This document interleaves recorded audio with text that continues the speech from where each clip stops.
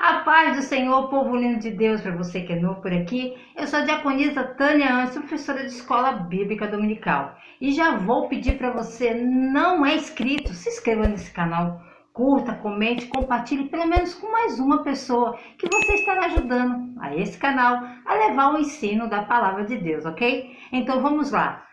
Chegamos ao final desse trimestre das lições bíblicas da classe dos jovens que tem o tema o cuidado de Deus com o corpo de Cristo. Lições da carta do apóstolo Paulo aos Coríntios para os nossos dias. A lição última desse trimestre, lição 13, a Santa Ceia, o amor e a ressurreição. O texto do dia nos diz assim: o amor nunca falha, mas havendo profecias serão aniquiladas, havendo línguas cessarão, havendo ciência desaparecerá. 1 Coríntios, capítulo 13, versículo 8. A síntese nos diz assim: o sacrifício de Jesus na cruz foi o maior exemplo de amor sacrificial.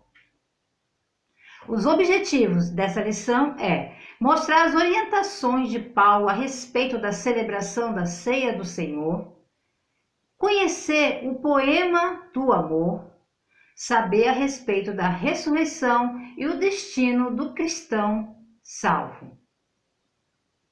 Texto bíblico, 1 Coríntios, capítulo 11, versículo 23 ao 25. A introdução na lição diz assim: nesta última lição do trimestre estudaremos a respeito da Ceia do Senhor, capítulo 11, o poema do amor, e no capítulo 13, a ressurreição e o destino dos salvos por Cristo Jesus, no capítulo 15. Tópico 1. Orientações a respeito da celebração da Ceia do Senhor. Subtópico 1.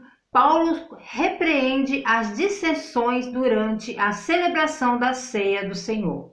As igrejas do primeiro século participavam de uma refeição comum que tinha por objetivo principal a comunhão dos membros, chamada ágape.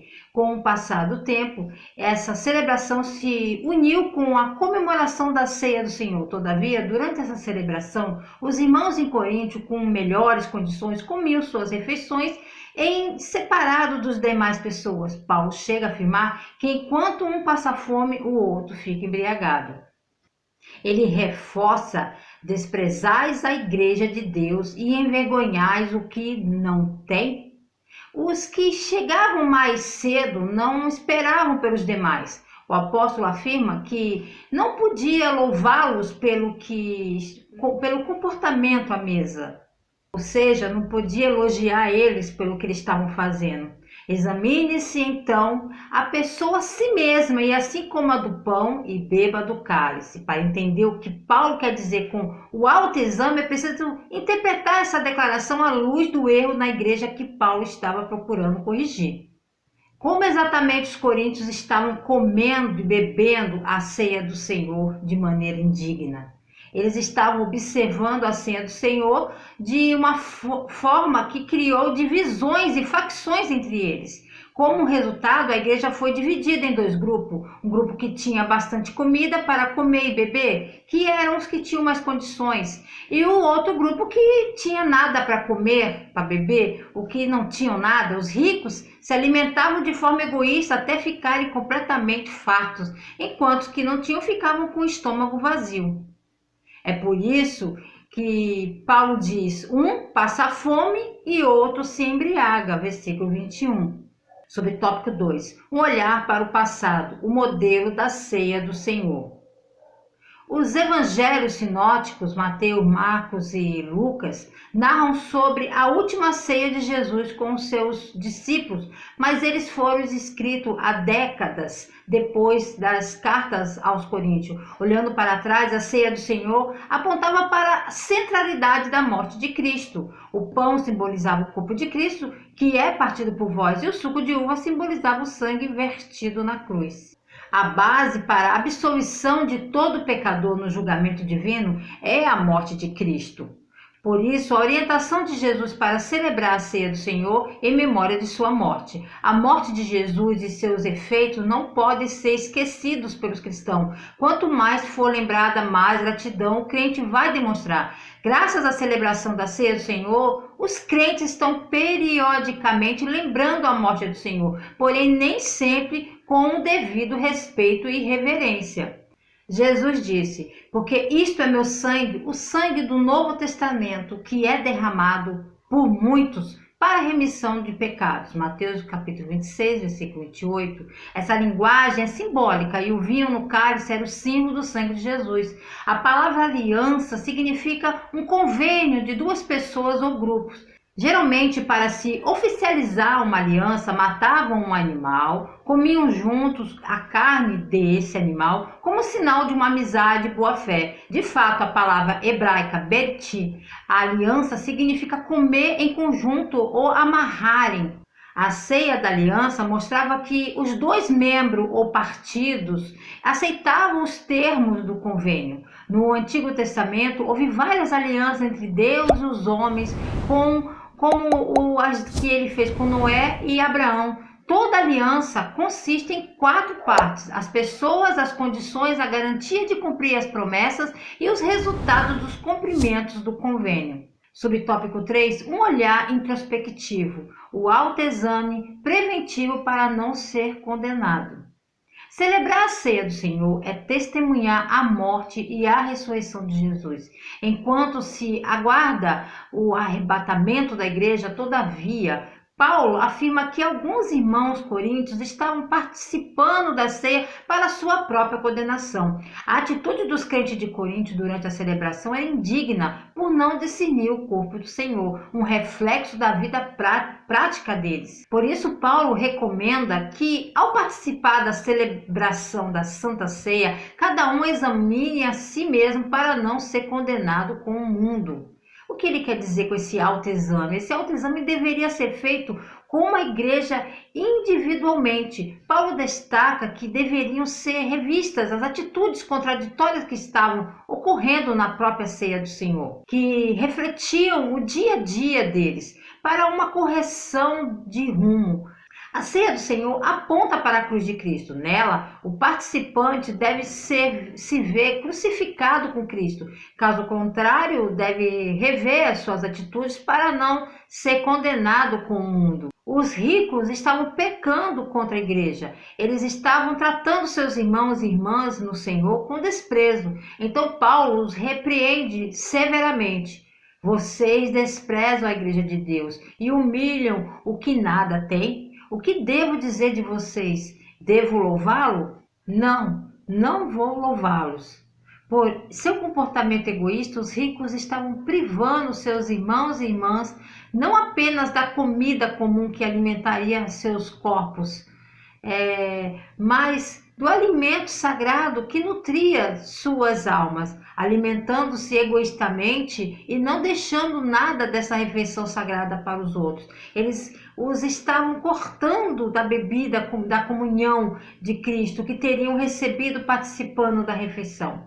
A divisão da igreja em facções e a privação de um grupo de santos desses benefícios espirituais foi um pecado ultrajante contra a igreja, contra o sacramento e contra o próprio Jesus Cristo, que morreu por todos os santos de seu corpo e sangue por meio do pão e o vinho na ceia do Senhor, como um alimento espiritual para a alma de cada crente.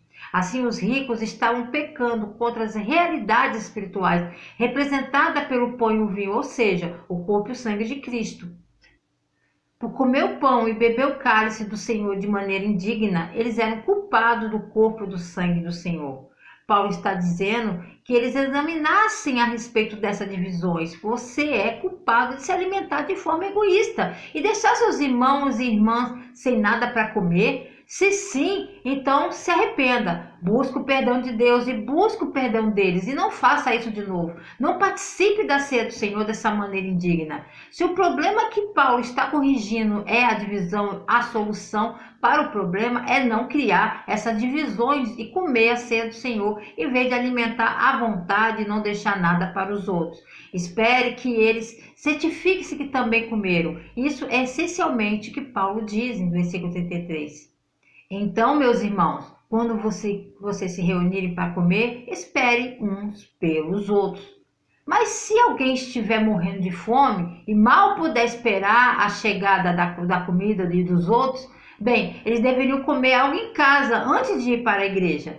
Se alguém tiver fome, coma em casa, para que, quando vocês se reunirem, não seja para julgamento. No contexto, portanto, o autoexame significa examinar sua conduta com respeito à unidade da igreja e com respeito aos outros membros do corpo de Cristo. Se sua conduta for tal que você comeu mais do que o suficiente para saciar sua fome e deixou os outros sem nada para comer ou beber, então você participou de maneira indigna.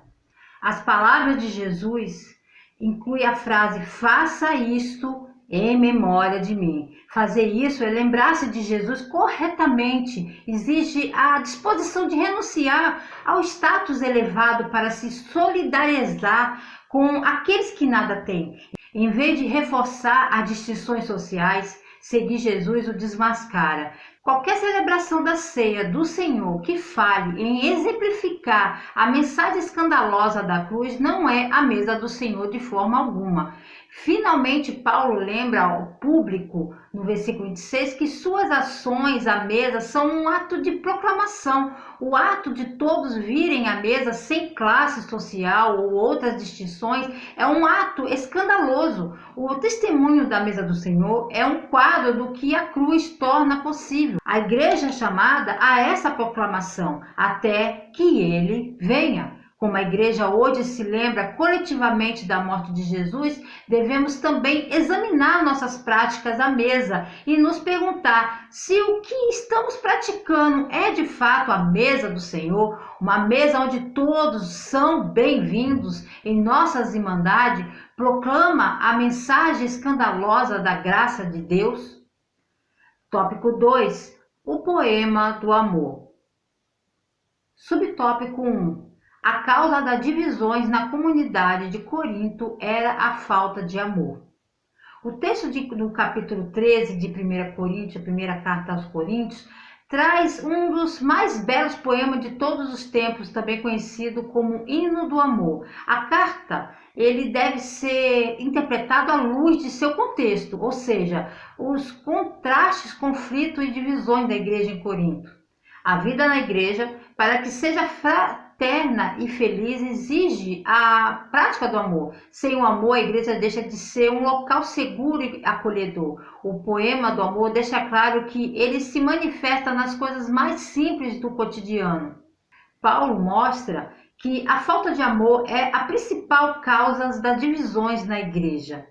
Paulo declara o amor como o maior poder em uma comunidade que parece não ter muito amor. Ele apresenta essa passagem como uma forma de introduzir na comunidade uma ética necessária para que ela sobreviva nas águas turvas da diferença, do desacordo, produzida nas relações interpessoais. Embora a maioria de seus membros sejam gentios convertidos, este corpo também inclui judeus. Na verdade, alguns desses membros judeus eram figuras bastante poderosas que serviram como ex-líderes da sinagoga, como Crispo e também Sóteses, que nós lemos em Atos 18, 17.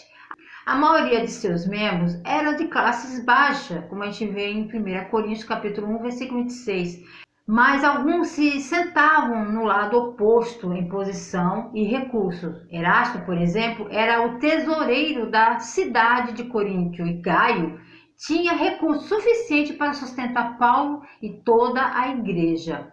Existiam escravos e pessoas livres na comunidade, como pessoas com diferentes conjuntos de habilidades e dons. Subtópico 2. A proeminência do amor sobre os dons.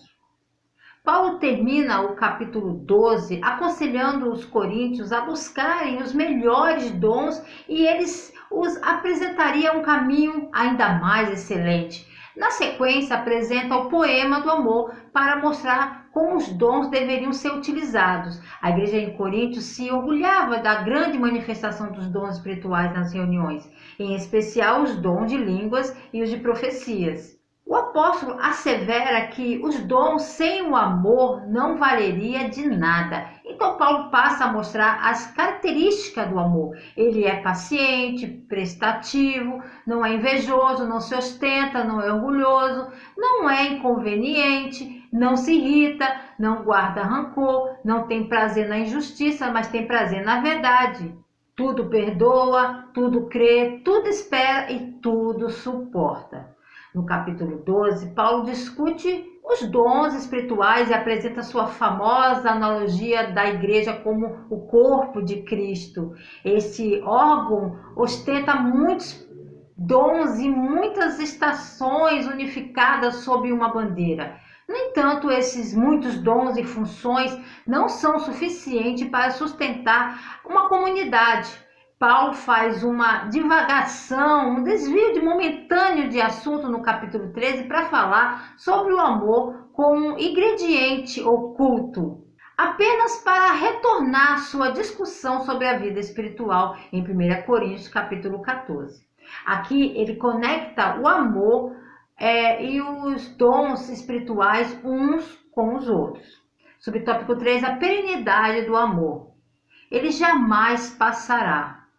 Nós sabemos que os dons e serviços são importantíssimos para a igreja, mas eles não permanecerão para sempre. Contudo, o amor jamais passará. Paulo assegura que somente quem tem maturidade espiritual é capaz de demonstrar o amor verdadeiro. O amor é como uma característica genética de Deus, que comprova a paternidade divina. A maturidade cristã supõe a fé, a esperança e o amor. Todavia, a maior das virtudes é o amor. Paulo faz uma mudança decisiva, diminuindo o fascínio dos dons e funções espirituais. Línguas, profecias, conhecimentos, milagres, servidão até a morte são importantes, mas ainda não se qualificam como o caminho mais excelente. O amor nunca falha, ele diz. Paulo agora contrasta o amor com 3 dos dons espirituais: profecia, falar em línguas e o conhecimento. O amor nunca terá fim, mas a necessidade de dons espirituais é temporária. Paulo está pensando escatologicamente, fim dos tempos, a segunda vinda de Jesus. Nesse versículo, ele contrasta o que experimentamos neste mundo com o que podemos experimentar quando o reino de Deus for plenamente realizado. Paulo ressalta a primazia do amor com Coríntios 13, porque é o recurso espiritual que mais faltava aos coríntios. Paulo descreve a obra do amor em termos positivos e negativos. Do lado positivo, Paulo diz que o amor é paciente, gentil e altruísta. Envolve dizer a verdade, firmeza, constância e tolerância. Em termos do que o amor não é, Paulo diz que não é egoísta, temperamental e ofensivo. Em outras palavras, o amor não machuca as pessoas, não prejudica a perspectiva de uma comunidade autêntica. O amor não impede a afirmação da humanidade do outro. O amor é o único meio pelo qual os crentes têm a chance de viver plenamente no conhecimento e na comunhão de Deus. Todos os outros dons espirituais e realizações humanas fornecem acesso limitado. O amor é o único meio pelo qual os crentes têm a chance de viver plenamente no conhecimento e na comunhão de Deus. Todos os outros dons espirituais e realizações humanas fornecem acesso limitado a essas realidades. Não se engane, não cometa erro. O amor que Paulo aqui está falando não é passivo e fofo. Esse tipo de amor é um amor ao amanhecer, aos pés no chão, a ferramenta nas mãos, um tipo de amor trabalhando. Ele constrói comunidades, ele nutre interações sociais positivas. E não apenas redes sociais que muitos de nós passamos a preferir. Subtópico 3, a ressurreição e o destino do cristão salvo. Subtópico 1, a fé na ressurreição de Jesus e a garantia da vida eterna com Deus. Paulo, antes de chegar a Corinto, teve uma experiência amarga em Atenas. O público estava atento à mensagem dele, mas quando o apóstolo fala a respeito de Jesus e de sua ressurreição, Os gregos pensavam se tratar de um paroleiro ou um pregador de deuses estranho. Assim, a rejeição foi imediata.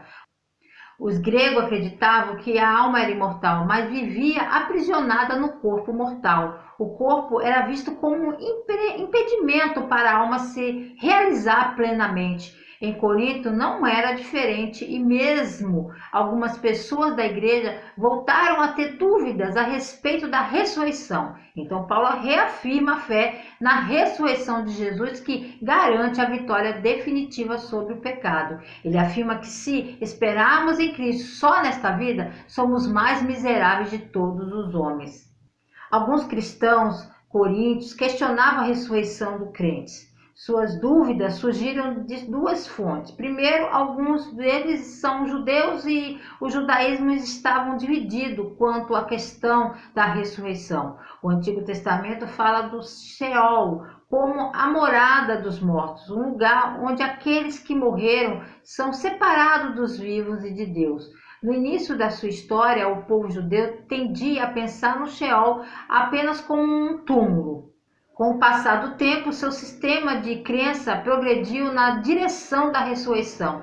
Em segundo lugar, Corinto é uma cidade grega e os gregos foram fortemente influenciados pelo dualismo platônico. O dualismo divide as coisas em duas partes, como o bem e o mal, ou matéria e não matéria. Muitos dualistas consideravam a matéria, como nossos corpos, como sem importância, ou má, e a não matéria, como nossas almas, como boas. Platão ensinou que nossos corpos físicos são cópias imperfeitas das formas ideais que existem em um reino espiritual. Ele ensinou que o nosso corpo é mortal, mas nossa alma existia antes de nossa vida na Terra e continuará a existir além da vida. Os gregos, incluindo esses cristãos coríntios, criados em um ambiente dualístico, achavam difícil acreditar na ressurreição do corpo. Para eles, o corpo era algo a ser deixado para trás com prazer. Seu foco era a preservação da alma. O judaísmo, no entanto, enfatizava a integridade da pessoa, corpo e alma. Essa ênfase continuou na igreja cristã. Paulo deseja que os cristãos coríntios saibam que a fé na ressurreição, tanto a ressurreição de Cristo quanto a ressurreição geral dos crentes nos últimos dias, é fundamental para a fé cristã. Subtópico 2. Deus dará aos crentes salvos um corpo glorioso. Para falar a respeito da ressurreição dos salvos e a transformação espiritual do corpo, Paulo usa a imagem do grão de trigo que deve morrer para gerar vida. Paulo ensina que o corpo e sangue não podem herdar o reino de Deus. Semeia-se o corpo à corrupção, ressuscitará em incorrupção. Semeia-se em ignomia e ressuscitará em glória. Semeia-se em fraqueza, ressuscitará com vigor. Semeia-se o corpo animal, ressuscitará o corpo espiritual. Deus dá a cada semente o corpo que quer. Ao salvo dará um corpo glorioso. O pensamento superficial ou as superstições daquela época pode ter entendido que a ressurreição significava um cadáver reanimado, ou eles podem ter se perguntado como um corpo podre ou corrompido poderia existir em um reino celestial. Em vez disso, Paulo descreveu o nosso corpo atual como uma semente que morrerá para dar lugar a um corpo muito melhor, construído para existir na eternidade. Este corpo será tão diferente dos nossos corpos atuais quanto o homem é de uma estrela ou da lua. Subtópico 3. Os crentes salvos e que estiverem vivos na última hora serão arrebatados. Entre os gentios, havia muitas dúvidas a respeito da ressurreição. Para eles, a morte era um dos pré-requisitos para a ressurreição. Uma das suas preocupações era de Jesus voltar e, estando vivo, não terem seus corpos transformados. Paulo os tranquiliza ao afirmar que no arrebatamento nem todos dormiremos, mas todos seremos transformados num abrir e fechar de olhos. Os mortos ressuscitarão incorruptíveis e nós seremos transformados. Jesus transformou o instrumento de tortura e humilhação para os gentios e a maldição para os judeus em um sinal de salvação e ressurreição para os cristãos. Quando Cristo se manifestar, os cristãos salvos serão semelhantes a ele, revestidos da incorruptibilidade e da imoralidade. Paulo conclui o capítulo 15 dizendo: portanto, meus irmãos amados, irmãos, sedes firmes e constantes, sempre abundantes na obra do Senhor, sabendo que o vosso trabalho não é vão no Senhor. O corpo físico natural do crente é perecível, temporário, desonroso e fraco. Eles serão ressuscitados, irrepreensíveis, eternos e gloriosos e poderosos. O corpo físico natural dos crentes é perecível, temporário, desonroso e fraco. Eles serão ressuscitados, imperecíveis, eternos, glorificados e poderosos. Esses corpos naturais, feitos como o de Adão, eram de matéria terrestre e serão transformados em corpos como aqueles com o qual Cristo foi ressuscitado e feito de matéria celeste. Embora seja difícil de compreender quando Cristo retornar, tanto os mortos em Cristo quanto aqueles que ainda vivem serão transformados em um instante nesses novos e corpos glorificados, que nunca morrerão. A morte será tragada pela vitória para nunca mais machucar ninguém. Na conclusão da revista, nesta última lição do trimestre, estudamos temas relacionados à cruz de Cristo. Vimos que a celebração da ceia do Senhor aponta para a cruz de Cristo. Aprendemos também a respeito do poema do amor que reflete sua plenitude no amor oferecido por Jesus na cruz, que nunca passará, e a ressurreição de Cristo, que garante a nossa ressurreição. Que Cristo nos dê cada vez mais fé e aumente mais e mais para que possamos não apenas estarmos seguros, mas alegres e triunfantes. Quero agradecer a todos aqueles que se inscreveram nesse canal, que têm dado um voto de confiança. Deus abençoe você, a sua família, o seu ministério. Querendo o Senhor, se Ele não voltar, estarei de volta aqui para o próximo trimestre para mais um Resumo EBD. Deus abençoe a todos. A paz do Senhor.